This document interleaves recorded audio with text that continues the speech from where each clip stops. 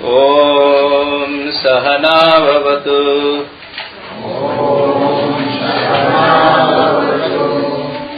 सहनौ भुनक्तु। सह वीर्यं करवावहै। तेजस्विनावधीतमस्तु।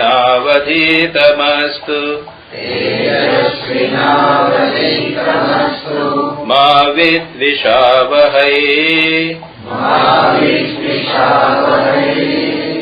ॐ शान्ति शान्ति शान्तिः।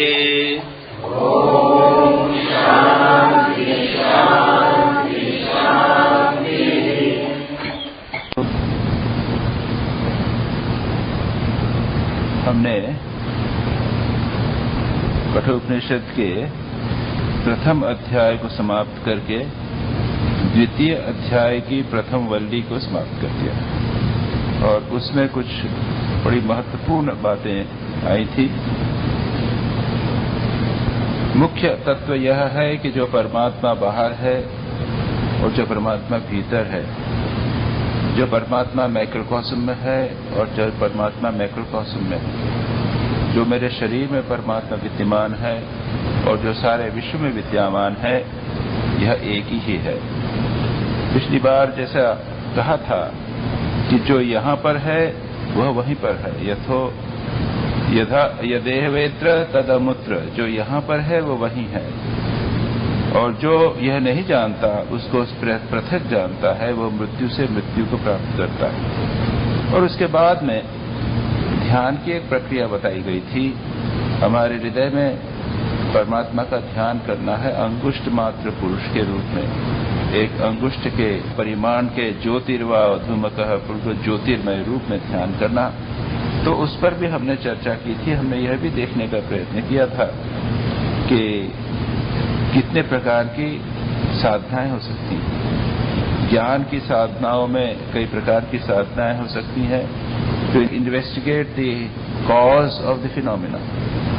जो संसार दिख रहा है उसके पीछे क्या सत्य विद्यमान है, उसका अनुसंधान एक यह प्रकार है। दूसरा है साक्षी भाव, उसका अनुसंधान यह देखने का प्रयत्न करना कि हमारे शरीर और मन का देखने वाला दृष्टा कौन है। ये नाना विचार की प्रक्रियाएं हैं जिसकी चर्चा हमने पिछली बार की थी। अब दूसरा प्रकरण प्रारंभ हो रहा है, दूसरी वल्ली प्रारंभ हो रही है, अनदर चैप्टर। और इस चैप्टर में भी शंकराचार्य भाष्य करते हुए कहते हैं कि पुनरपि प्रकारांतरेण ब्रह्म तत्व निर्धारणार्थो अयम आरभ्यते दुर्विज्ञेयत्वात् ब्रह्मणः। ये ब्रह्म तत्व परमात्मा तत्व दुर्विज्ञेय है, आसानी से जाना नहीं जा सकता। इसलिए पुनः प्रकारांतर से, विभिन्न प्रकार से, दूसरे प्रकार से उसी को बताने का, ब्रह्म तत्व का निर्धारण करने के लिए यह आरंभ किया जाता है। और पहला श्लोक, पहला मंत्र, उपनिषद के श्लोकों को मंत्र कहते हैं। पहला मंत्र अत्यंत सुंदर है। कहा गया है पुरमेकादश द्वारम अजस्यावक्रचेतसः अनुष्ठाय न शोचति विमुक्तश्च विमुच्यते एतद्वैतत्। क्या कहा गया है कि एकादश द्वार वाला एक पुर है, नगर है। एकादश, उसमें कितने हैं? 11 द्वार, 11 गेट्स। उसमें कौन रहता है? अजस्य, किसका नगर है यह? पुर यानी नगर। अभी देखेंगे, प्रत्येक का हम विस्तार से वर्णन करने का प्रयत्न करेंगे, प्रत्येक शब्द का, और उसका तत्व समझने का प्रयत्न करेंगे। क्या है कि एक तो है नगर, पुरम एकादश, 11 द्वार, गेट्स। किसका है? अजस्य, अज यानी जो अजन्मा है वह अजस्य। अवक्र चेतसः, जो वक्र नहीं है, कुटिल नहीं है, जो सीधा साधा सरल है, उसका जो अजन्मा है और जो सीधा साधा सरल है, उसका एक नगर है। जिसके 11 दरवाजे।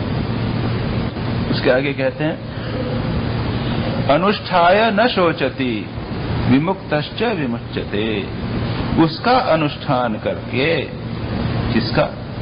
उस अज का, अजन्मा का, और जो अवक्र चेतस है उसका अनुष्ठान करके, यानी उसका ध्यान करने से मनुष्य क्या होता है? न शोचति, शोक नहीं करता, दुख को पार हो जाता है और विमुक्त हुआ कर्म बंधन से। इस शरीर में रहते हुए भी वह कर्म बंधन से मुक्त होकर, मुक्त हुआ वो मुक्त हो जाता है। विमुक्त है विमुच्यते, मुक्त है फिर भी विमुक्त हो जाता है, मुक्त हो जाता है। ये छोटा सा मंत्र है लेकिन बहुत गूढ़ है।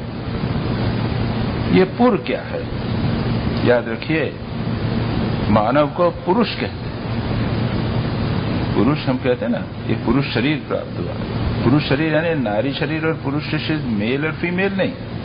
यह जो मनुष्य योनि प्राप्त हुई है, हमें यह जन्म प्राप्त हुआ है, we have been born as human beings, उसको कहते हैं पुरुष। ह्यूमन बीइंग, भी एक ह्यूमन बीइंग। और बड़ी कठिनाई से बोलते हैं 84 लाख योनि घूमने के बाद में मानव शरीर प्राप्त होता है। इतना दुर्लभ है।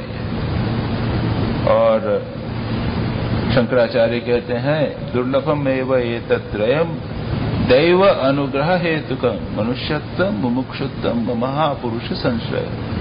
ये तीन वस्तुएं, तीन कोइंसिडेंसेस कह लीजिए, ये दुर्लभ हैं। कौन से? एक तो मनुष्य के शरीर प्राप्त करना, मनुष्यत्वम, उसके बाद में मनुष्य होकर फिर मुमुक्षा। मनुष्य तो बहुत सारे हैं, करोड़ों अरबों लोग हैं, और उसमें कितने लोगों को मुमुक्षा, मुमुक्षा यानी मुक्त होने की इच्छा, कितने लोगों को? बहुत कम लोगों को। भगवान गीता में यही कहते हैं ना, मनुष्यानाम सहस्रेषु कश्चित् यतति सिद्धये इत्यादि। तो यह दुर्लभ है, मनुष्य जन्म दुर्लभ है। क्यों? असंख्य योनियां हैं, असंख्य जीव जंतु हैं। आप देखेंगे पेड़ पौधे, पक्षी, जानवर, कितनी योनियां हैं, सो मेनी स्पीसीज, छोटे छोटे पतंगे से लेके और बड़े बड़े, कितनी सारी योनियां, कितनी स्पीसीज सब विद्यमान है। उन स्पीसीज में से एक मानव स्पीसीज, उसमें जन्म लेना, उसके बाद में मुक्त होने की इच्छा प्राप्त करना बड़ा मुश्किल है। और मुक्त होने की इच्छा अगर होवे और उसके बाद भी संयोग न प्राप्त होवे, कि कौन सा संयोग? महापुरुष संशय।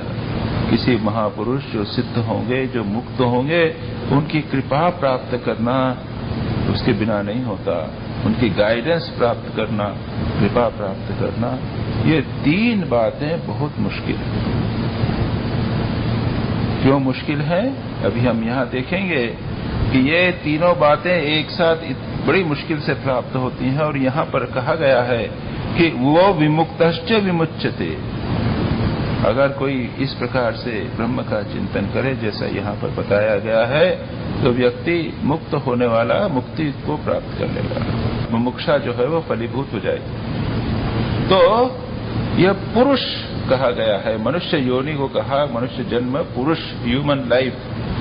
पुरुष शब्द की उत्पत्ति है, व्युत्पत्ति टेक्निकली संस्कृत के अनुसार पुरी शेते, पुरी यानी नगरी में जो सोता है या रहता है उसको कहते हैं पुरुष। और पुरी क्या है? ये शरीर को ही पुरी का। इसी के पहले कठोपनिषद में एक और वर्णन आया था, याद रखिए, जो आप लोगों ने पढ़ा है। इस शरीर को रथ बताया था। आत्मानम रथिनम मेद्धि शरीरम रथमेवतु बुद्धिस्तु सारथिम वृद्धि मन प्रग्रहमेव च इत्यादि।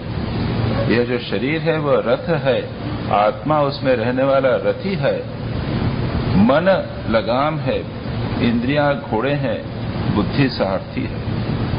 अब यहाँ पर कहते हैं उस शरीर को पुर बनाया। और पुर शब्द का दो अर्थ होते हैं। एक है भवन मकान और दूसरा होता है नगरी। और ये नगरी एक प्रसिद्ध उपमा है उपनिषदों की, शास्त्रों की। और श्रीमद् भागवत में एक बड़ा ही सुंदर उपाख्यान आता है, संभवतः तीसरे चौथे संस्कंद में है, कि एक राजा है जिसका नाम पुरंजन है। यहां भी देखिए पुर शब्द, राजा है पुरंजन। और वह निकलता है ढूंढने के लिए अच्छा नगर जिसमें जाके रहे। छोटे मोटे नगर दिखते हैं, उसमें एक दरवाजा दो दरवाजा, जाता है, उसको अच्छा नहीं लगता है। दूसरी जगह जाता है, दूसरा एक अच्छा नगर मिला, एक उसमें दीवार लगी हुई 4 दरवाजे वाला, गया, उसको अच्छा नहीं लगा, फिर निकल आया। ऐसे करते करते करते अंत तो गत्वा एक नगर उसको मिलता है 9 दरवाजों वाला, 9 गेट्स। उसमें जाता है, उसको बड़ा अच्छा लगता है, बड़ा सज्जित, बहुत अच्छी तरह बना हुआ नगर, बहुत ही अच्छा लगता है। और उसके पास वहां देखता है कि एक 5 फन वाला सर्प है, वो उस नगर की सारी रक्षा करता है। वहां जाके वो अपना निवास बना लेता है। वहां पर एक अत्यंत सुंदरी युवती उसको मिलती है, उससे प्रेम हो जाता है, उससे विवाह कर लेता है। और वह सदा सर्वदा उसी युवती का चिंतन करता है। इतना आसक्त हो गया, वह कह के उठो तो उठता है, बैठो तो बैठो, ये खाओ तो खाओ, वह खाओ, मत खाओ मत खाओ, यहां जाओ करो, ये सब करो। और ये 9 द्वार जो थे, वह अलग अलग द्वारों के बाहर निकलता खेलने के लिए, शिकार करने के लिए, आनंद करने के लिए। इन जो 9 द्वारों के भीतर से वो बाहर निकलता है, सब जगह घूमता फिरता रहता है, आनंद करता है, लेकिन कहीं भी उसको संतोष नहीं मिलता। उसका एक मित्र भी होता है, जिसको उन्होंने कहा है मित्र को, वो अव्यक्त, और जो पहचाना नहीं जाता, कौन है कोई नहीं जानता, लेकिन एक मित्र रहता है उसका जो हमेशा साथ में। अब यहां इस तरह का आनंद कर रहा है, भोग कर रहा है, लेकिन तृप्ति उसको नहीं हो रही। इस बीच एक दूसरा सेनापति, दूसरा योद्धा, वो घात लगाए बैठा है, कब अटैक करना है। वो उसके ऊपर आक्रमण करने की बराबर तैयारी करता रहता है, चारों ओर से अपनी सेना को सजाता रहता है। बड़ा भयानक है, उसका नाम मुझे याद नहीं है। श्रीमद् भागवत ने 4-5 चैप्टर्स में बड़ा सुंदर इसका वर्णन किया, बहुत डिटेल में वर्णन है। यहाँ तो खैर एक लाइन में बता दिया पूरे एकादश द्वार। इसके बाद में आक्रमण होता है, युद्ध होता है। जो 5 फन वाला सर्प था, वो बड़ा तेजी से लड़ता है, लेकिन धीरे धीरे धीरे उसके परकोटे टूटने लग जाते हैं, उसके ऊपर आक्रमण होने लगता है। जो योद्धा हैं वो सब अंदर घुस जाते हैं, बाहर के योद्धा घुस आते हैं, और उसकी एक बड़ी कुरूप बहन है, वो यानी कोई उसको पसंद नहीं करता, जाना नहीं चाहता, लेकिन वो सबके को खाने के लिए, सबको अटैक करने के लिए तैयार रहती है। इस प्रकार का सारा वर्णन आता है। उसके बाद अंत तो गत्वा ये उसका नगर ध्वंस हो जाता है, और राजा पुरंजन वहां से निकल जाता है अपनी पत्नी को साथ लेकर। और पत्नी का चिंतन करते करते, वो पत्नी भी बिछुड़ जाती है, लेकिन पत्नी का चिंतन करते करते राजा पुरंजन स्वयं स्त्री बन जाता है। हमारी यह मान्यता है कि हम जिस वस्तु का, जिस व्यक्ति का चिंतन करेंगे, वह उसकी सत्ता हम प्राप्त करते हैं। अगर आदमी निरंतर भगवान का चिंतन करे तो भगवान का स्वरूप प्राप्त कर सकता है। जो भी हम चिंतन कंटिन्यूअसली करेंगे, we become one with that. तो वह निरंतर अपनी स्त्री का चिंतन करते करते, कथा इस प्रकार की है कि वो खुद स्त्री बन जाती है। स्त्री बनने के बाद में एक राजा उसको देखता है, उससे विवाह कर लेता है।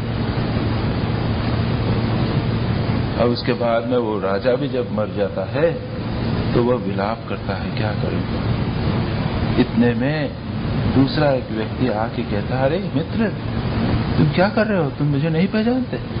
वही मित्र जो अव्यक्त मित्र था, उसको नाम नहीं, को जानता नहीं, वो आकर उसको बार बार कहता है, अरे क्या कर रहे हो, तुम भूल गए तुम कौन हो, तुम तो पुरंजन हो, तुम तो राजा हो, तुम अपने को स्त्री समझ बैठे हो। विचार करते करते उसमें से वो भाव निकल जाता है, यानी वो उसको पता चलता है कि मैं पुरंजन हूं और पुनः अपने स्वरूप को प्राप्त करूं। ये संक्षेप में कहानी। इसके पीछे का भाव क्या है? इसके पीछे इसके बाद में उसका पूरा डिटेल एनालिसिस है। ये इट इज एलोगरी। जैसे वो रथ की बात कही ना, आत्मानम रथिनम विद्धि इत्यादि, इसी प्रकार से रथ के विभिन्न अंग किस प्रकार से, हाथ जो रथ है वो शरीर का प्रतीक है, उसी प्रकार से यह नगर किस चीज का प्रतीक है, यह 9 द्वार किस चीज के प्रतीक हैं इत्यादि की चर्चा बाद में विस्तार से की गई। वहां यह बताया गया है कि यह पुर क्या है? यह हुआ शरीर, मानव शरीर। इसके 9 द्वार हैं, 9 ओरिफिसेस। ये 2, 5 तो हमारे 7 तो 2, 2, 2, 2 और 1, ये 7 तो ऊपर और नीचे के 2 जो एक्सक्रीशन के। ये 9 द्वार वाला एक नगर है यह शरीर। इसमें किसने प्रवेश किया? आत्मा या परमात्मा या जीवात्मा, जो भी आप कहिए, उसने प्रवेश किया। नाना योनियों में भटका।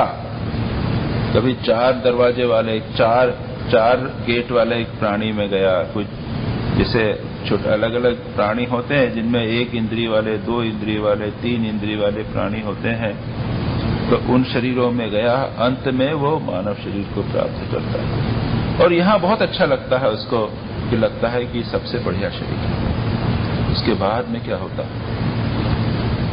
उसमें एक महिला कौन प्राप्त हुई? वो कुसुंदरी सुंदरी, वो है बुद्धि। बुद्धि के साथ में वो अपने आप को संयुक्त करता है, शादी करता है, अपने स्वरूप को भूल जाता है। ये आत्मा और बुद्धि संयुक्त हो गए। अब बुद्धि जैसा कहती है वैसा वो करने लगे।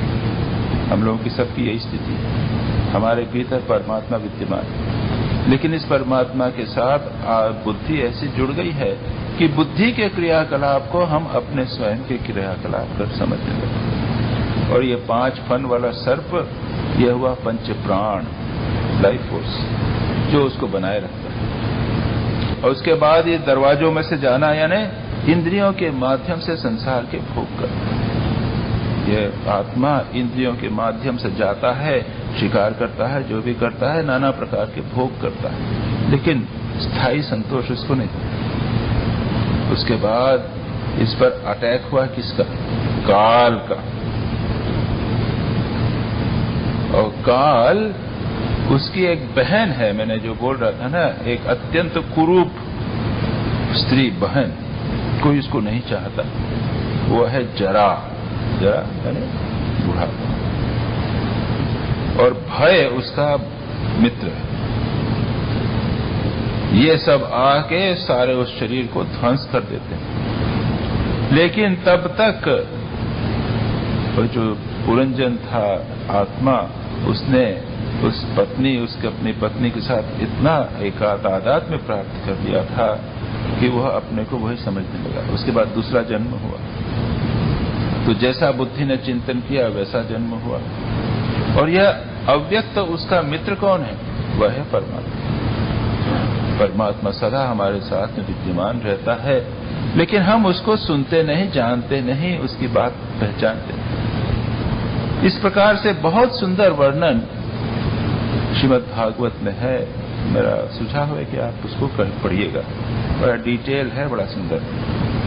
तो यहां पर कहा गया है कि 11 द्वार वाला पुर, गीता में 9 द्वारे पुरे देही कहा गया है। 9 द्वार वाले, 9 द्वार वाले पुर में आत्मा रहता है।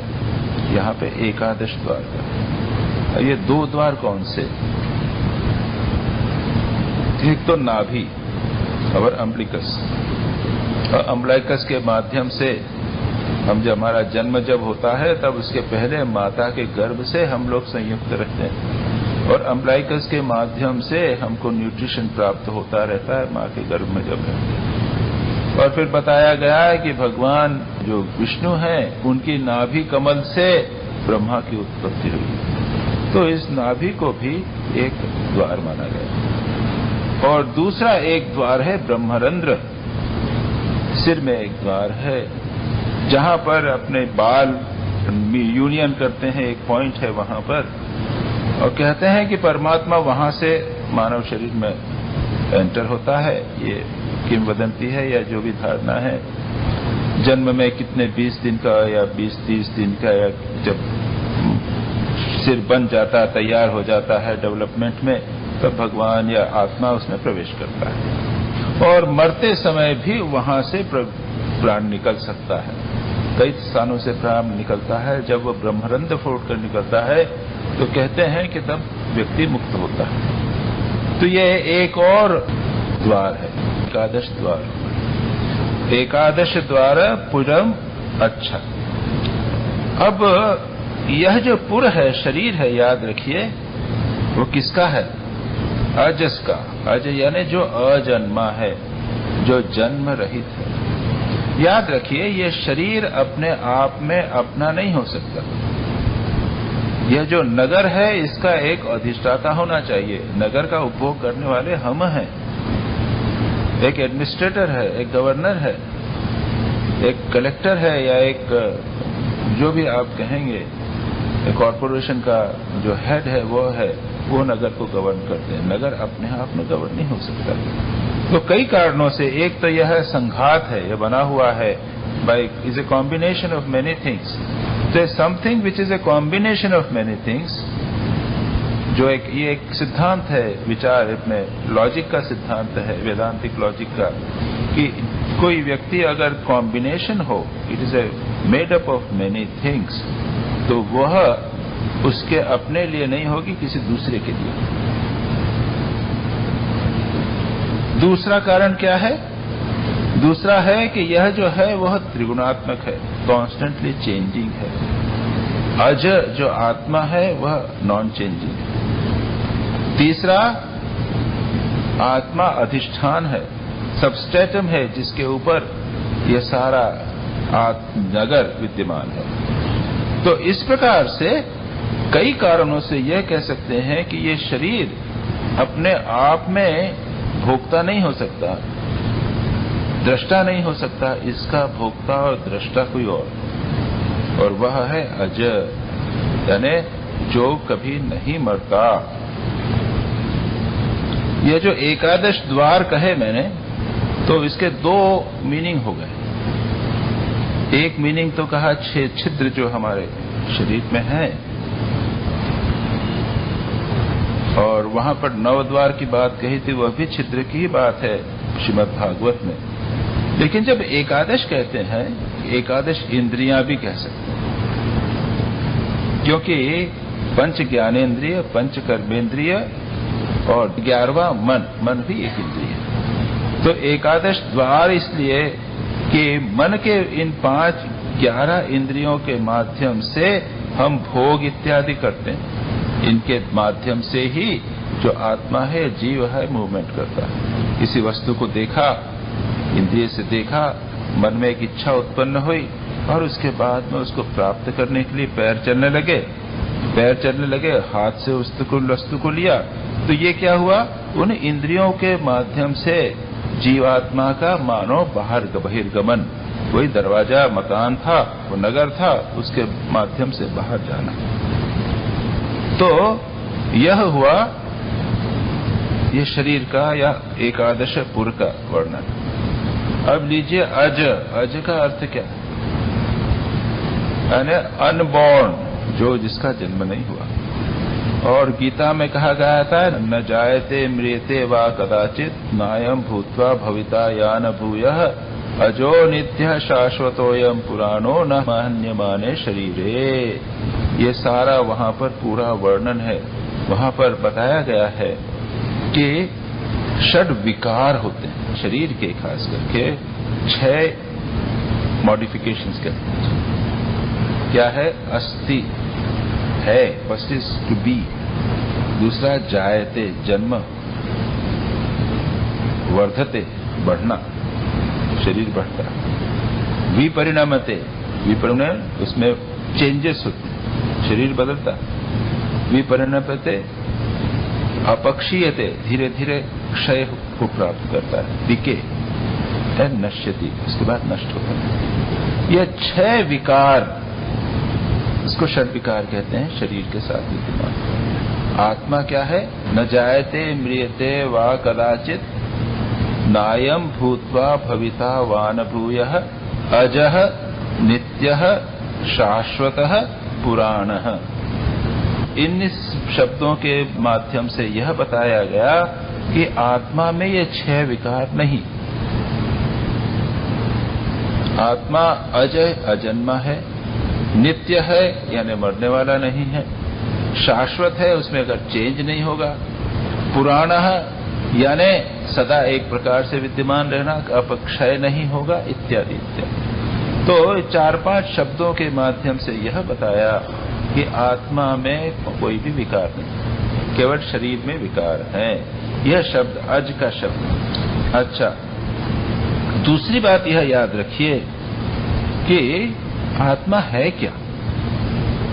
कई बार हम आत्मा की कई प्रकार से उसका चिंतन करते हैं, बात करते हैं, लेकिन आत्मा एक्चुअली है क्या। एक उसका आत्मा का कंसेप्ट है कि आत्मा ज्ञान है, ज्ञान स्वरूप है। और उसको समझाने के लिए एक इंटरेस्टिंग बात बताई गई है। मैंने थर्मोस देखा, मुझे ज्ञान हुआ। आपने कुछ बात सुनी, आपको कुछ ज्ञान हुआ। थर्मोस का ज्ञान, वेदांत का ज्ञान, कठोपनिषद का ज्ञान, अभी ज्ञान हुआ। हमें जागृत अवस्था में कुछ ज्ञान प्राप्त हुआ। स्वप्न देखा, स्वप्न ज्ञान हुआ। रात को सो गए, तो जब सोए तो उसमें सुषुप्ति में यह ज्ञान हुआ कि मैं अच्छी तरह सोया था, अज्ञान था, मैं कुछ नहीं जानता था। तो यह जो ज्ञान है, आप देखेंगे पुस्तक का ज्ञान, थर्मोस का ज्ञान, कठोपनिषद का ज्ञान, इनमें पुस्तक, थर्मोस, कठोपनिषद ये तो भिन्न है, लेकिन ज्ञान सदा विद्यमान। उसी प्रकार जागृत अवस्था में, स्वप्नावस्था में, सुषुप्ति अवस्था में जो ज्ञान का कंटेंट है वो भिन्न है, लेकिन ज्ञान विद्यमान। इस ज्ञान को ही वेदांत में संवित कहते हैं। और ये संवित एक रूप से सदा विद्यमान है, भूतकाल में, भविष्यत काल में, सर्वत्र सदा विद्यमान है। इसी को आत्मा कहते हैं। तो there is another way in which we can understand what is us. यह परिवर्तित नहीं होता। आत्मा अज जो है यह न जन्म लेता है, विकार नहीं है, और उसमें मूवमेंट या चेंजेस नहीं है, इसलिए उसको अज कहा गया। शंकराचार्य इसके ऊपर व्याख्या करते हुए कहते हैं, अज क्या है? कस्य अजस्य, यह जो शरीर है, यह पूरे एकादश द्वार वाला शरीर है, किसका है? कहते हैं अजस्य, अज जन्म आदि विक्रिया रहितस्य, जन्म आदि जो षट विकार है उनसे रहित जो है आत्मा, वो क्या है? राजसास्थानीयस्य, जैसे नगर का कोई राजा होता है, उसी प्रकार आत्मा जो है वह राजा वाला है। और वह क्या है? उसके बाद में कहते हैं अवक्र चेतस, वक्र नहीं, वक्र यानी कुटिल, टेढ़ा। जो चैतन्य परमात्मा का चैतन्य है वह कुटिल, डिस्टॉर्टेड नहीं, वो प्रकाश सबको प्रकाशित करने वाला है।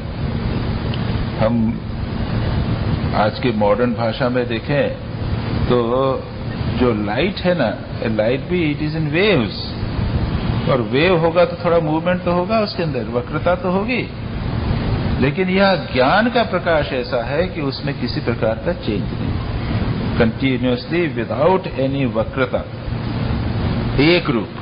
शंकराचार्य यहां पर कहते हैं अवक्रम अकुटिलम आदित्य प्रकाशवत नित्यम एव अवस्थितम एक रूपम, जिसका चित्त अवक्र अकुटिल अर्थात सूर्य के समान नित्य स्थित और एक रूप जो है, सदा एक रूप विद्यमान है, यह आत्मा का स्वरूप है। अब हम देखेंगे पुराणों में हमारे यहाँ पे भगवान जितने हैं ना, और श्री कृष्ण तो त्रिवक्र कहे गए, है कि नहीं? वो ऐसे खड़े रहते हैं, बंसी ऐसी है, सिर और गर्दन ऐसा है, और 3 जगह वक्र है। दुर्गा जो है वह भी वक्र है, ऐसे त्रिभंगा जो खड़ी हुई है दुर्गा, बढ़ने आते थे, एक हाथ ऐसा है, पैर ऐसा है, तो वो भी वक्र है। गणेश जी तो वक्रतुंड है ही, और शिव जी जब तांडव नृत्य करते हैं तो वक्र हो जाते हैं। फिर भी इनको सबको हम परमात्मा कहते हैं, ब्रह्म के रूप में। क्यों? क्योंकि चैतन्य इनमें जो है वो अवक्र रूप से विद्यमान है। तो अवक्र चेतसा केवल वही वस्तु हो सकती, चेतस का अर्थ है चैतन्य, अनचेंज चैतन्य, जिसमें किसी प्रकार का डिस्टर्बेंस न हो, वैसा चैतन्य वह है अवक्र चेतसम चेतसः। इस ब्रह्म का जो अज है, जो इस नगर का मानो राजा स्थानीय है, इस शरीर का जो अवक्र चेतस है, यानी प्योर कॉन्शियसनेस जिसे कहेंगे, not modified consciousness, pure consciousness है, उसके पीछे लगे रहने से क्या होगा? न शोचती, शोक नहीं। अब पीछे लगे रहने का अर्थ क्या है? उसी का चिंतन करना, उसी में लगे रहना। ब्रह्म के पीछे पड़ जाओ, भगवान के पीछे पड़ जाओ। श्री रामकृष्ण बड़ी अच्छी बात है। श्री रामकृष्ण कहते थे कि माँ जगदम्बा के पीछे पड़ जाओ। जैसे बच्चा माँ के पीछे पड़ गया, इसलिए पैसा दे, पतंग खरीदेंगे, पीछे ही पड़ गया, अब छोड़ता नहीं, तो माँ हैरान होकर पैसा देते। श्री रामकृष्ण उसी तरह कहते हैं, भगवान के पीछे पड़ जाओ, इतने पीछे पड़ो, रो रो के माँ भगवान को हैरान कर दो, रो रो बार बार रो रो के हैरान कर दो भगवान को, दर्शन दो, दर्शन दो, दर्शन। श्री रामकृष्ण ने डिमॉन्स्ट्रेट करके कहा किस प्रकार से भगवान के लिए चिल्लाना, रोना। लेट अस बी, यानी आफ्टर गॉड, ये बहुत अच्छा वर्ड है ये, अनुष्ठाय, अनुस्थिति, स्थापन, उसके उसमें पीछे पड़ जाना है। This is a very good way of interpreting the thing, उसके पीछे पड़ जाना। यहाँ शंकराचार्य कहते हैं, यस्य इदम पुरम तम परमेश्वरम, जिसका यह पुर है वह है परमेश्वर। पुर स्वामिनम, उस जो पुर का स्वामी है उसका अनुष्ठाय, अनुष्ठान यानी ध्याय, ध्यात्वा, ध्यान करके, ध्यानम ही तस्य अनुष्ठान, ध्यान ही उसका अनुष्ठान है, निरंतर कंटिन्यूअसली चिंतन करना। तो पहला अर्थ यह हुआ, उसके पीछे लग गए। बहुत ही अच्छे ढंग से भगवान श्री रामकृष्ण के माध्यम से हम समझ सकते हैं। दूसरा अर्थ है जो ब्रह्मानुष्ठान को ब्रह्माभ्यास भी कहते हैं, और तत्चिंतनम वो कैसे होता है? ये एक छोटा सा ग्रंथ है, लघु वाक्य वृत्ति, उसमें 18 श्लोकों का एक बहुत छोटा सा बहुत अच्छा एक प्रकरण ग्रंथ है। प्रकरण ग्रंथ यानी जिसमें एक प्रक्रिया, एक मेथड डिस्क्राइब की गई है तत्व चिंतन की, अलग अलग, जैसे विवेक चूड़ामणि। तो विवेक चूड़ामणि में एक प्रकार से इन्वेस्टिगेशन ऑफ ब्रह्म है, इसको एक प्रक्रिया है, जैसे मेथड ऑफ थिंकिंग, एक प्रोसेस ऑफ थिंकिंग वो बताया गया। अलग अलग ग्रंथों में अलग अलग प्रकार का बताया गया। पंचदशी, पंचदशी का अर्थ है 15 चैप्टर्स का एक ग्रंथ। तो 15 चैप्टर नहीं है, 15 किताबों का, not separate chapters of one book, they are as a matter of fact, each प्रत्येक चैप्टर अपने आप में एक पुस्तक है। कभी भगवान की इच्छा होगी तो पंचदशी पर विचार किया जाएगा, बड़ा अच्छा ग्रंथ है। उसमें 15 ग्रंथ हैं, 15 ग्रंथों का एक है, प्रत्येक ग्रंथ अपने आप में पूर्ण है, उसका दूसरे ग्रंथ से कोई संबंध नहीं। एक चैप्टर अपने आप में पूर्ण है, उसमें एक प्रक्रिया, एक method of understanding, method of thinking of आत्मा का वर्णन किया गया। तो उसको प्रकरण ग्रंथ यानी प्रक्रिया के ग्रंथ। और शंकराचार्य ने इन प्रकरण ग्रंथों की तब रचना की जब उन्होंने ये शंकर भाष्य उपनिषदों पर किया। फिर लगा कि उपनिषदों को, मेरे भाष्य को समझने के लिए भी किसी को एक बैकग्राउंड होना चाहिए। इसके लिए उन्होंने इन प्रकरण ग्रंथों की रचना की। उसमें से लघु वाक्य वृत्ति नामक एक ग्रंथ है, 18 चैप्टर्स का, 18 श्लोकों का, केवल 18 श्लोक। और दूसरा है वाक्य वृत्ति, बड़ा है, 40-42 श्लोक। उसमें एक आता है तत्चिंतनम तत्कथनम परस्परम तत् अन्योन्यम या परस्परम तत् प्रबोधनम एतदेक परत्वम च ब्रह्माभ्यासम विदुर्बुधा। इसे ब्रह्माभ्यास कहते हैं बुद्धिमान लोग। क्या? तत्चिंतनम, परमात्मा का ही चिंतन करना और किसी चीज का। तत्कथनम, उसी की बात करना। तत् अन्योन्य प्रबोधनम, एक दूसरे से को बताना। मैं आपको बताऊं, आप मुझे बताइए। 4 आदमी मिल गए, फिर बताइए बातचीत। Not only one way, both ways. कहते हैं, सुनते हैं कि शास्त्र में वर्णन है कि जो सनत कुमार थे ना, 4 तो बाल ब्रह्मचारी थे, ज्ञानी थे। वो कहीं भी जब जाते थे तो एक आदमी बैठ जाता, अच्छा अब तुम प्रवचन दो, तो एक आदमी प्रवचन देता था, 3 आदमी सुनते थे। बाद में आगे जाते थे तो कहते हैं दूसरा आदमी बैठ जाता, वो प्रवचन देता, बाकी 3 से। ऐसा नहीं कि ओनली वन साइड, प्रत्येक व्यक्ति करेगा डिस्कशन के लिए। और विद्वत्ता बताने का उद्देश्य नहीं है, अपनी सुपीरियरिटी दिखाने का उद्देश्य नहीं है कि इतना ज्ञान है मुझमें। यह इसलिए कि उससे परस्पर आदान प्रदान होता है। हम जानते हैं, जैसे हम जब कॉलेज में थे, मेडिकल कॉलेज में थे, तो अपने दोस्त के साथ में क्लास हुई। क्लास के बाद में अपने वार्ड में जा रहे हैं, तो रास्ते में बातचीत करते जाते हैं। तो जो पढ़ाया है उसको हम सुन रहे हैं, बातचीत कर रहे हैं, समझ रहे हैं क्या पढ़ा क्या नहीं पढ़ा। तो ये एक दूसरे से जो विचार हुआ है, जो आपने सुना है, उसको एक दूसरे से कहना, इसको कहते हैं परस्परम तत्प्रबोधनम। उसको कहा, इस बार डिस्कशन हुआ, नहीं ये ठीक है, अच्छा फिर देखो कल फिर बताना, तुमने सोच के बताना। ये इस तरह की जो बात है, एतद एक परत्वम, और वही एकमात्र गोल पॉइंट, पर यानी सुप्रीम गोल आइडियल, उसमें ही लगे रहना, एक परत्वम। इसको बुद्धिमान लोग ब्रह्माभ्यासम विदुहु, ब्रह्माभ्यास कहते हैं।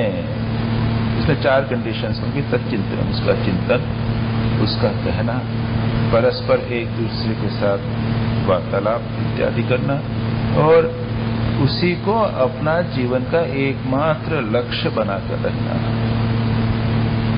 शास्त्रों में कहा गया है कि ज्ञान के जो हम लोग पढ़ते हैं, सीखते हैं, उसके 4 स्टेप्स होते हैं या 4 पाद होते हैं।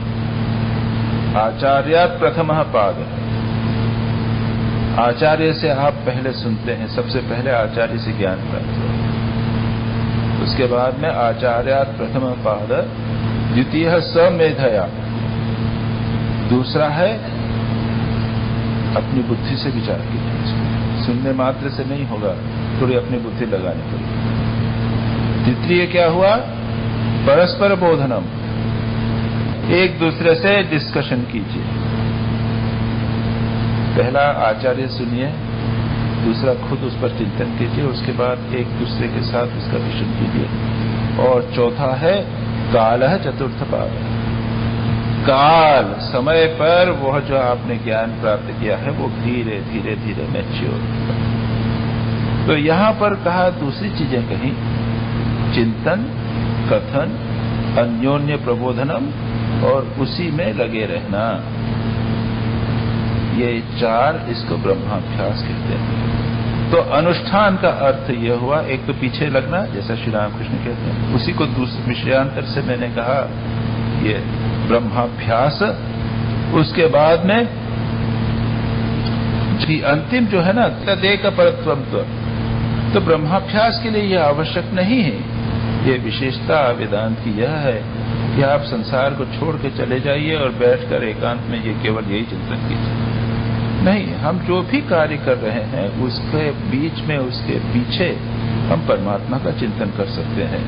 जैसे कठोपनिषद नहीं, केनोपनिषद है। केनोपनिषद फिलोसॉफिकली और कठिन है। केनोपनिषद का प्रारंभ ही होता है केनेशितम पतति प्रेषितम मनः क्रेन प्राणः प्रथमः प्रेति युक्तः केनेशितां वाचमिमां वदन्ति चक्षुश्रोत्रम कौ देवो युनक्ति।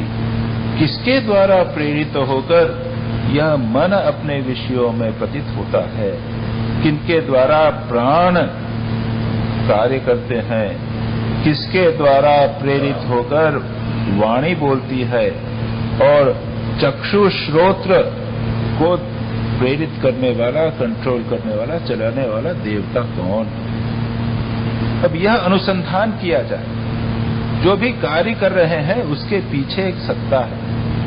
आगे कहेंगे श्रोत्रस्य श्रोत्रम मनसो मनोयः वाचोह वाचम सौ प्राणस्य प्राणः। वह श्रोत्र का भी श्रोत्र है, मन का मन है, प्राण का भी प्राण है, चक्षु का भी चक्षु है। यानी उनके पीछे की सत्ता विद्यमान है। उस प्रत्येक क्रियाकलाप के पीछे की सत्ता को देखना, हमारे भीतर होने वाले क्रियाकलापों की सत्ता को देखना, और बाहर जगत जो विद्यमान है उसके अधिष्ठान के रूप में विद्यमान जो सत्ता है उसका अनुसंधान करना, यह है ब्रह्माभ्यास। यह हम अपने कार्य करते हुए क्रियाकलाप, नाना क्रियाकलाप करते हुए भी कर सकते हैं। इस दृष्टि से ये वेदांत जो है वो काफी प्रैक्टिकल है। स्वामी विवेकानंद जी तो कहते थे कि पहले सोचा करते थे कि वेदांत का चिंतन केवल संसार त्याग कर ही हो सकता है, और ट्रेडिशनली यही है कि संन्यास के बिना वेदांत चिंतन नहीं होता। तोतापुरी महाराज ने जब श्री रामकृष्ण के पास आए हुए तो उन्होंने कहा था कि मैं तुझे वेदांत सिखाना चाहता हूँ। तो उन्होंने माँ जगदम्बा से परमिशन ली। जगदम्बा ने कहा कि हाँ सीख ले। और तोतापुरी महाराज ने कहा कि लेकिन उसके पीछे तुझे संन्यास लेना। ऑफिशियली संन्यास लिए बिना ट्रेडिशनली वेदांत नहीं पढ़ा। स्वामी विवेकानंद ने उसमें एक्सेप्शन किया है, और आज के युग में तो सब। स्वामी विवेकानंद ने कहा ये अधिकारी विचार इतना क्यों, अधिकारी होना चाहिए। अधिकारी विचार करते करते जितना ज्ञान है वो संकुचित हो गया, किसी को नहीं दिया हमने। ये इज नॉट कॉम्पिटेंट। अधिकारी का मतलब कॉम्पिटेंट पर्सन को ही देना, नहीं तो वो मिसअंडरस्टैंड करेगा। ये डेंजर तो है, इसमें कोई शक नहीं। अब उदाहरण के लिए लीजिए एटॉमिक साइंस की नॉलेज। अब वो एटॉमिक साइंस की नॉलेज अगर ऐसे व्यक्ति को दी जो सेल्फिश है, तो वो जगत के संहार के लिए उसका उपयोग करेगा। तो वेदांत इस दृष्टि से बड़ा सावधान रहता था। संन्यास, ऑफिशियली संन्यास लेना पड़ेगा, और संन्यास के लिए व्यक्ति को अधिकारी होना पड़ेगा। उसमें पर्याप्त मात्रा में पवित्रता होनी चाहिए, शम दम उपरति तितिक्षा इत्यादि होना चाहिए। अपने सेंसेस पर, मन पर कंट्रोल, तितिक्षाहनशीलता, संसार के विषयों से अपने आप को उपराम करना, इत्यादि सारी चीजें होनी चाहिए। अगर वह नहीं होगा तो इज नॉट ए प्रॉपर अधिकारी। और उसके बाद में there is every chance of misunderstanding, Vedanta का दुरुपयोग करने की संभावना। तो इसलिए इतना होते हुए भी, इसलिए ट्रेडिशनली संन्यास की परंपरा थी। लेकिन स्वामी विवेकानंद ने, और यहाँ पर भी आचार्य की व्याख्या के अनुसार शंकराचार्य तो बहुत स्ट्रिक्ट थे, लेकिन यह भी तो संभव है। देखेंगे हम कितने भी बहुत सारे ऋषि, ज्ञानी, विज्ञानी हो गए हैं जो गृहस्थ जीवन में भी ज्ञानी हुए। तो उनको, ये ट्रेडिशनल चर्चा में कर रहा हूं आपको, उनको वेदों का पढ़ने का अधिकार नहीं था। संन्यास भले न लेवें, लेकिन गीता, पुराण इत्यादि के माध्यम से ज्ञान प्राप्त होता वो पढ़ सकते थे। तो जो हो, वेदांत की विशेषता यह है कि उसका अनुष्ठान जहां हम रहें वहां कर सकते हैं। राजा जनक तो राजा थे लेकिन महान ज्ञानी थे। अच्छा, याज्ञवल्क्य वो ज्ञानी थे, उसके बाद में उन्होंने संन्यास लिया। वर्णन जिस प्रकार का आप प्राप्त करते हैं, जितने ऋषि मुनि थे जो ज्ञानी थे, वेदांत के जो आचार्य रहे हैं, याज्ञवल्क्य जैसे बृहदारण्यक उपनिषद के जो आचार्य हैं वो याज्ञवल्क्य। लेकिन वो गृहस्थ थे। शौनक उनके पास अंगिरस के पास आए, अंगिरस गृहस्थ थे। तो ये जितने भी बड़े महापुरुष और ज्ञानी हुए हैं ये सब गृहस्थ थे, और गृहस्थ जीवन में भी रहते हुए वेदांत चर्चा की जा सकती है। और कैसे की जा सकती है, वही यहाँ पर कहा गया, अनुष्ठाय, अनुष्ठान करना, यानी जो भी हम देख रहे हैं उसका अनुसंधान करना। अनुष्ठान शब्द का फिर 3 मीनिंग हो गए। अनुष्ठाय, उसके पीछे लगे रहना, अनुध्यान या ब्रह्माभ्यास, और तीसरा अनुसंधान, तत्व का, परमात्मा का, स्वरूप का, जहां कहीं भी है उसमें इन्वेस्टिगेशन करना। हमारे सामने ये चेयर बनी है, उसका इन्वेस्टिगेशन करना, ये कैसे बनी है, इसके पीछे की सत्ता क्या है, सर्वत्र ब्रह्म को देखने का प्रयत्न करना। ऐसा करने पर क्या होगा, इसका करने पर न शोचति, शोक नहीं करता, शोक नहीं करता। शोक का अर्थ क्या है, अब हम जानते हैं, हम सब जानते हैं शोक क्या है। कोई भी व्यक्ति दुख से परे नहीं है, किसी न किसी प्रकार का दुख हमको, हमारे को है ही।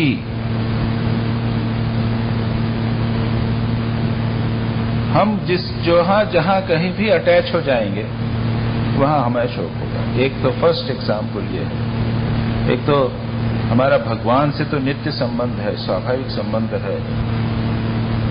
त्वमेव माता च पिता त्वमेव हम कहते हैं, और या फिर गीता में कहा गया है, पितामहस्य जगतो माता धाता पितामह सुहृद इत्यादि, मित्र इत्यादि भगवान कहते हैं वहां पर कि मेरा भगवान संसार के समस्त प्राणियों के साथ डायरेक्ट संबंध है। इस संबंध के अलावा जो हम संबंध स्थापित करेंगे वो हमारे दुख का कारण होगा। तो इसको देखना है। जो व्यक्ति अपने स्वरूप को, अव्यक्त चेतस को, आत्मा को, परमात्मा को पहचान जाता है वह न सोचे, वो इस प्रकार से बंधन में नहीं पड़ता। शंकराचार्य कहते हैं, क्या कहते हैं, तस्य अनुष्ठानम सम्यक विज्ञान पूर्वकम तम सर्वेशनान विनिर्मुक्त सन। ये देखिए, जो अभी चर्चा की थी उसी को उन्होंने शंकराचार्य ने शॉर्ट में कहा है। क्या है, ध्यानम ही तस्य अनुष्ठानम, ध्यान ही तच्चिंतनम इत्यादि।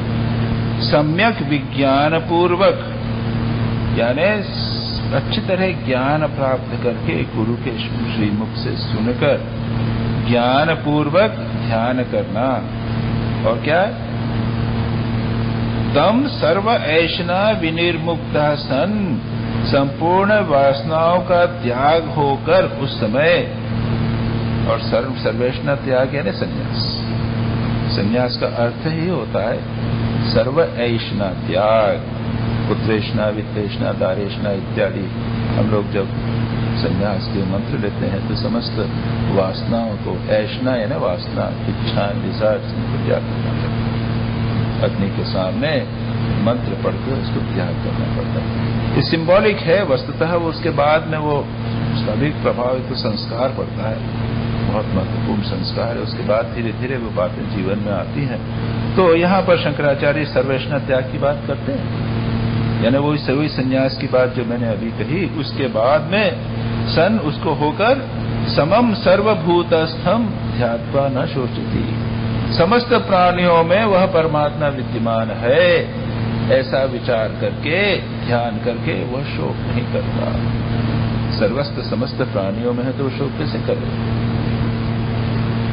संसार में भी जो समस्त प्राणी है तो सब संबंध परमात्मा के माध्यम से ही होते। ये डिफरेंस है। जो महापुरुष होते हैं, संत होते हैं, जो परमात्मा का चिंतन करते हैं, वो भी संबंध बनाते हैं। शिष्य के साथ संबंध बनाया, बहुत सारे शिष्य हो गए, गुरु शिष्य का संबंध तो बन गया, आर्टिफिशियल संबंध जो भी होगा, लेकिन वह संबंध है वो परमात्मा के माध्यम से। और इसलिए जब कोई संत के पास हम जाते हैं तो हमें लगता है कि हमें बड़ा प्यार है, उनका व्यवहार, और वास्तव में you feel that he loves, मां शारदा के पास, श्री रामकृष्ण के पास, स्वामी विवेकानंद के पास लोग जाते थे तो उनको लगता था कि हमें बहुत प्यार करते हैं, लेकिन वहां पर बंधन नहीं होता, शोक नहीं होता, अटैचमेंट नहीं होता। क्यों? क्योंकि वे तो केवल परमात्मा को ही प्यार करते हैं और हमारे समस्त शरीरों के भीतर वही परमात्मा विद्यमान है, इसलिए हमें लगता है कि हमें भी प्यार है। तो दैट इज द बेसिस, महापुरुषों के प्रेम का बेसिस है परमात्मा के माध्यम से प्रेम करना। तो यहां पर यह कहा कि वह क्या करता है, समस्त भूतों में स्थित ब्रह्म का ध्यान कर पुरुष शोक नहीं करता, क्योंकि शोक कहां करें, सर्वत्र भगवान न शोचती। और क्या, तद विज्ञानात् अभय प्राप्ते है, उसके ज्ञान की प्राप्त होने पर अभय की प्राप्ति होती है। और अभय कैसे प्राप्त होता है इसकी चर्चा मैंने कही थी। जनक को याज्ञवल्क्य ने कहा था अभयम वे प्राप्तोसि, तुम्हें अभय प्राप्त हो गया। क्यों? द्वितीयात् भय, जब दो रहता है तब भय होता है, जब एक सर्वत्र विद्यमान है तब भय नहीं रहता। इसकी चर्चा हम पिछली बार और कई दो एक बार कर चुके हैं। अभय का, भय रहित होने का यही एक उपाय है।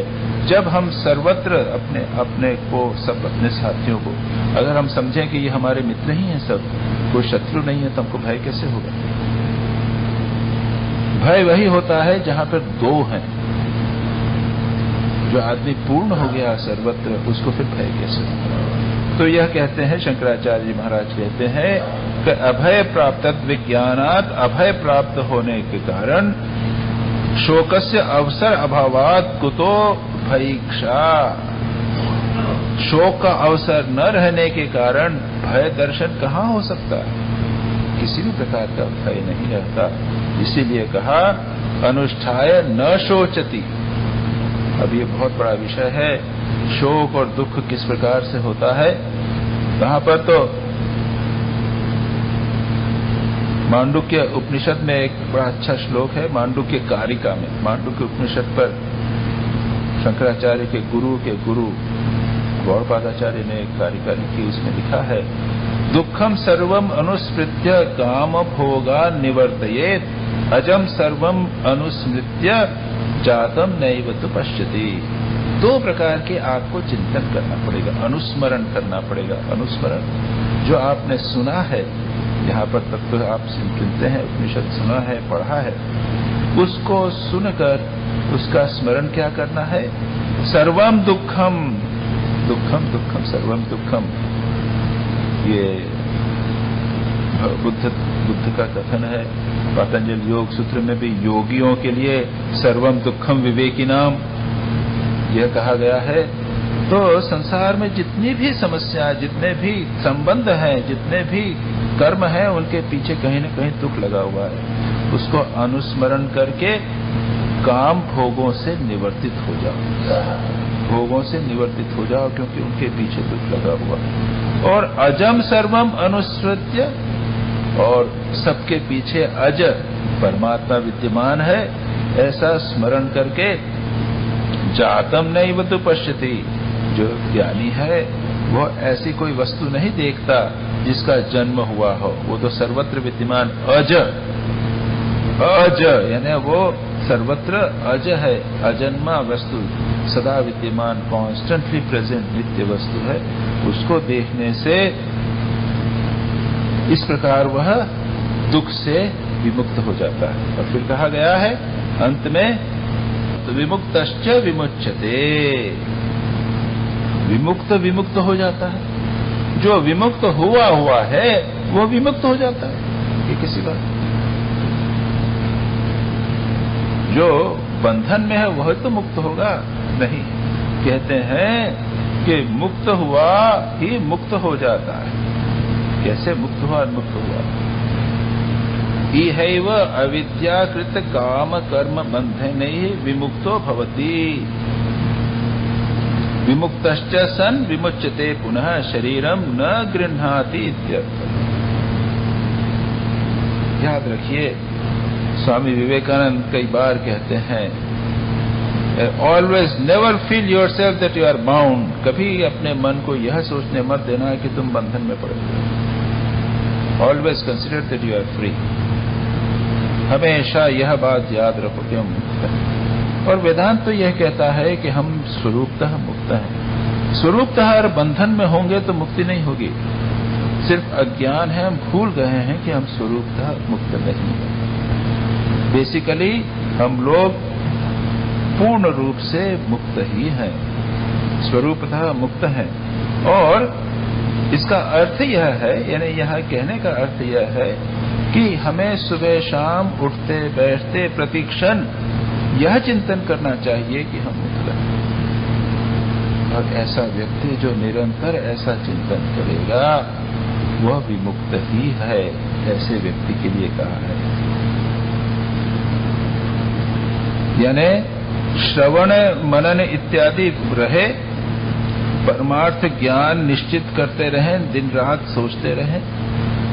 ये ज्ञान के अलग अलग लेवल्स होते हैं। एक तो होता है परोक्ष ज्ञान, आपने सुना और कुछ ज्ञान हुआ, इसको आप ना नहीं कह सकते। If you have understood what I have been told, थोड़ा बहुत भी समझ में आया है तो वो परोक्ष ज्ञान। लेकिन उससे कुछ फर्क नहीं पड़ता, आता जाता है। ठीक है, वेदांत का जो कहते हैं हमारा स्वरूप ऐसा है। हाँ, स्वामी जी ने कहा आर्ग्यूमेंट से ठीक समझ में आता है, वेदांत में जो लिखा है वो ठीक है। तो ये अभी केवल बुद्धि के लेवल पे उससे हमारा कोई संबंध नहीं प्रतीत होता। लेकिन सच पूछा जाता है तो वो आपके स्वरूप के बारे में, हमारे स्वरूप के बारे में ही तो है। मैंने किताब पढ़ के विचार करके एक दे दिया, लेक्चर दे दिया, आपको अच्छी तरह कन्विंस कर दिया, समझा दिया। लेकिन मैंने समझा कि नहीं? मैंने समझा कि यह जो ज्ञान है यह लेक्चर देने के लिए ही ज्ञान है। श्री रामकृष्ण कहानी कहा करते थे कि एक भागवत के पंडित आए, राजा ने कहा कि तुम मुझे भागवत सुनाओ। वह आते रोज और पंडित जी कहते, सब सुना देते, बड़ा अच्छा व्याख्या करते। कहते राजा समझे? तो पंडित राजा कहता है, पंडित जी खुद तुम समझो। बड़ा मुझे अब राजा से तो कुछ बोल नहीं सकता, कुछ दूसरा आदमी होता तो डांट देता कि मैं तुम्हें समझा रहा हूं, तुम सीख रहे हो, तुम हमको बोल रहे हो। कई दिन बीत गए, रोज कहे वो क्या राजा समझे? राजा के पंडित जी तुम समझो। तो एक दिन पंडित जी नहीं आए, उन्होंने मैसेज भेज दिया कि राजा मैंने समझ लिया है, वो छोड़ के चले गए। तो वैराग्य हो गया, समझ लिया कि अरे श्रीमद् भागवत में तो यही बात, ज्ञान वैराग्य की बात ही लिखी है, वो उसने अपने जीवन में उतार लिया, उसने छोड़ दिया। और श्री रामकृष्ण मास्टर महाशय यही कहते थे। मास्टर महाशय कोई कुछ बात कहते थे, मास्टर महाशय कहते हाँ अच्छा मुझे हाँ समझ गया। श्री रामकृष्ण कहते थे नहीं, उसकी धारणा करो। तो एक ज्ञान होता है जो हम लोगों को होता है, यह है परोक्ष ज्ञान, दूसरे से सुना हुआ ज्ञान। उसके बाद में कहते हैं अपरोक्ष ज्ञान, नहीं उसको हमने एक्सपीरियंस किया। थोड़ी साधना की, हमने देखी थी कि जगत मिथ्या है, जगत असत्य है, ब्रह्म ही सत्य है, हम अपने शरीर मन के साक्षी बन सकते हैं। There is some entity which is different from our body mind. थोड़ा थोड़ा अनुभव किया, विचार किया, अनुभव किया, ध्यान किया। यह हुआ अपरोक्ष। ये अपरोक्ष में दो प्रकार के ज्ञान। एक हुआ कोमल अपरोक्ष ज्ञान। कोमल अपरोक्ष वो डेफिनेट नहीं है, थोड़ा सा है, ठीक हुआ जरूर है, लेकिन जब सिचुएशंस डिफरेंट होंगी तो वो गड़बड़ा जाएगा।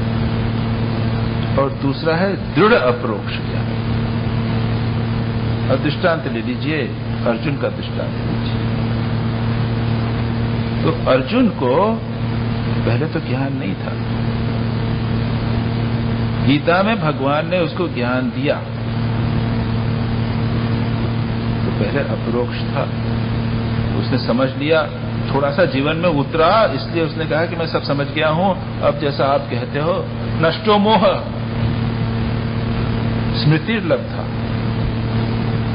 मेरा मोह नष्ट हो गया है, स्मृति प्राप्त हो गई। यानी जो मैंने सुना था, पहले भी पढ़ा था, जो आपने कहा है, मैं अपने स्वरूप की स्मृति को प्राप्त किया। करिष्ये वचनम तव, आप जो कहते हो वैसा करते हैं। तो परोक्ष ज्ञान, कोमल अप्रोक्ष ज्ञान हुआ। दृढ़ अप्रोक्ष हुआ क्या? नहीं हुआ। जब अभिमन्यु मर गया तब क्या हुआ? विक्रम खूब रोया, खूब उसने कहा कि अब जयद्रथ को मारूंगे, और सूर्यास्त के पहले तक जयद्रथ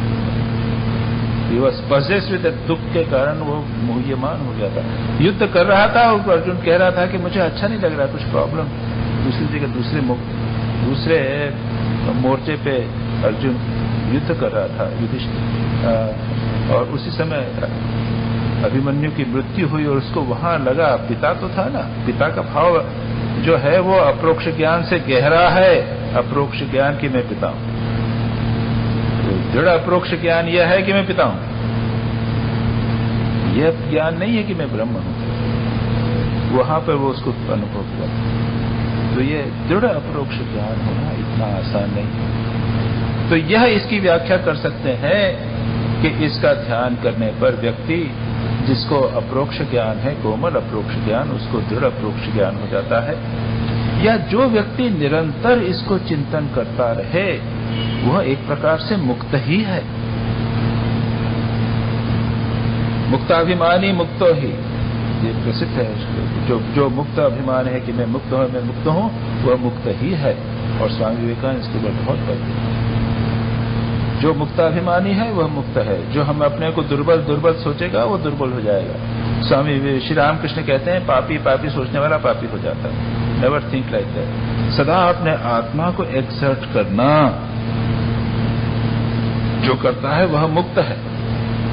और ऐसा व्यक्ति विमुक्तश्च विमुच्यते, वह मरने पर पूर्ण रूप से मुक्त हो जाता है, शरीर के बंधन से भी मुक्त हो जाता है। इसको दो को जीवन मुक्ति और विदेह मुक्ति, ये दो शब्दों से बताया गया है। तो ये बहुत अच्छा एक श्लोक है, जिस पर हमने विस्तार से चर्चा की। उसके बाद में वही विचार अलग प्रकार से होगा, जिसकी चर्चा हम अगले रविवार को करेंगे। ओम सहना भवतु, सहनौ भुनक्तु, सह वीर्यं करवावहै, तेजस्विनावधीतमस्तु, मा विद्विषावहै।